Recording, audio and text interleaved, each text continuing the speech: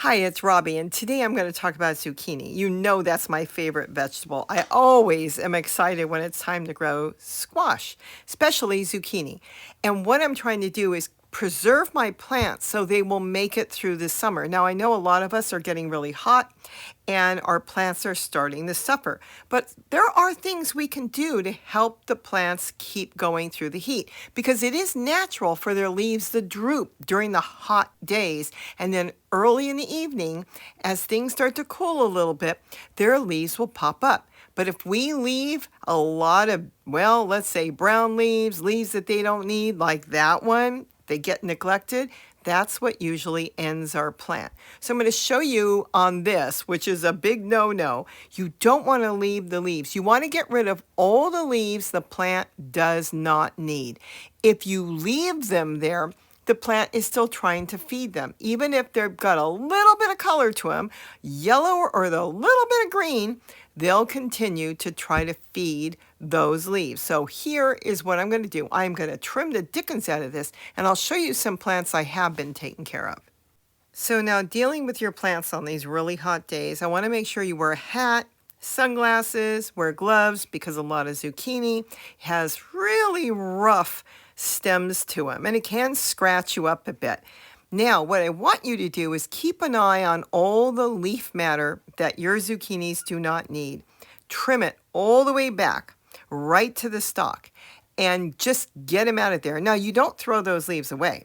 Absolutely compost them. I'm putting them in a bucket and I'm going to grow something with those leaves because that's going to make your new compost, basically what you're going to be using for soil. Now, this particular plant was interesting in the dish pan. It's split into two trunks. I was going to say two plants, but it's two trunks, one plant. And I'll show you what it looks like. But I trimmed this and it is doing fantastic now. It's given me a lot of fruit in a small dish pan on my deck. And now I've moved it since I'm redoing the deck. And look at that. Isn't that beautiful? Look how much nicer it looks compared to what it looked like 2 seconds ago. You know that? It looked bad. But with a little grooming and care, you can keep a lot of your plants alive. I've actually kept some trimmed and doing well and had them going all through the winter, even in the spring. I can show you one that's from last year, but I am going to probably take it out. But when you trim them and keep them clean like that, then they're only taking care of their trunk and all their new leaves that keep coming. And this way, they're not trying to feed everything. Think about it.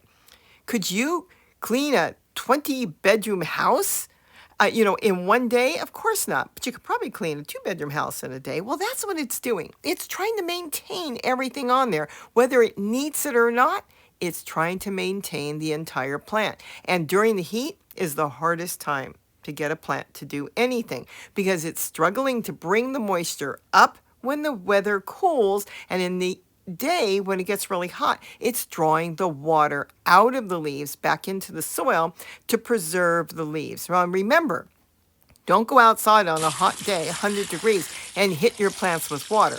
If you have to water them, water at the base. But boy, that little trimming really changed the plant. And then after you do that, give it a good feed, some compost tea, and this will give it a good boost. Isn't that beautiful? Big difference. And now this plant has an opportunity to grow new foliage. You gotta see the squash. This is a zucchini, a plain old zucchini. Look at this. It is loaded, just loaded with fruit starting all through there. A little bit of snail damage, but look at the size of the leaves. I mean, they look like elephant ears. Look at the size of the leaves, all because of a little compost tea, plus the way I do my totes with all the leaves and stuff. Can you see this? I can't even believe this. This is one of the biggest zucchini leaves I've ever seen. All of them. They're massive all the way around. I'm going to leave these leaves here because we do have snails. So this way the snails will come and feed off of that since they started. So why take something away that they're working on? So they work on that one, they work on that one, and they work a little bit on that one. So let them have that, and hopefully they'll leave the rest alone.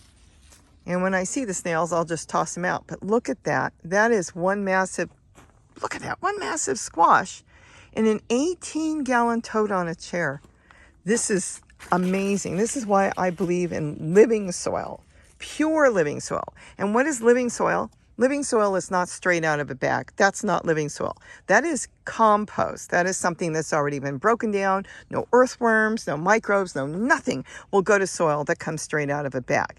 But when you have living soil, it makes 100% difference. That is the same soil that is feeding all the trees and the plants that are all the way around. In other words, all these leaves are falling to the ground. And what is it doing? It's creating compost. Anything that's not on the top, underneath, will bring microbes, earthworms, everything your plants need, because it will break down and the plants feed off of that. That's living soil. Do I have anything against potting soil? Absolutely not. I use that a lot of times right on the top when I first start planting plants. That's a good thing. But underneath, where those roots are growing, where the plant needs all that nutrition, I don't want it to use just what's coming out of the potting soil. Because let's face it, you buy a bag of potting soil, they've added in all kinds of nutrients to it, chemicals, who knows what they've added, depending on the soil. And once the plant uses all that plant food, you end up with nothing. The plant can't feed it anymore. But when you have living matter in there, your plants should make it through the entire growing season. Yes, a lot of the soils say, oh, you've got enough for 6 months. 6 months for what? A flower? A carrot that doesn't need that much? A little parsley? But when you have squash, tomatoes, peppers, cucumbers, they need a lot of plant food. And when they say 6 months, it may only be 1 month. So that's what you have to remember. 1 month is not enough. You want something that's going to last a long time. So think of living soil. So today we're close to 100 degrees. So let's recap this. They're droopy right now, but you leave them alone. You only water at the base. Try to remove as much as you can of any leaves that they don't need, such as this one. I'm reaching down without a cutters, but the point is, the plant is trying to pull water up in there. And so this way, it will see it starting to grow new. And don't water the leaves. If you water the leaves, it would be just like you'd be cooking your greens, putting it in a pot, steaming it, and then what happens? Well, it's not going to pop back after that. So try to keep the leaves dry.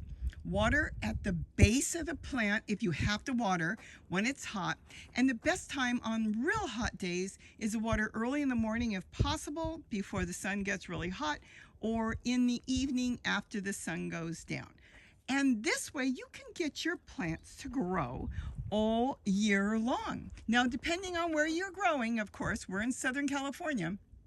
If we don't get a real cold winter, we've got some plants that make it. Here is one that is over a year old. Look at that. Now, it's past its prime. I'm getting ready to plant in here soon. But look at the trunk on it. Comes out of the bucket. I'm trying to protect the trunk with tulle so nothing will chew on it. It won't get sunburned too much. But look at it. It goes up here and it's broke. Totally broke there. Can you see that?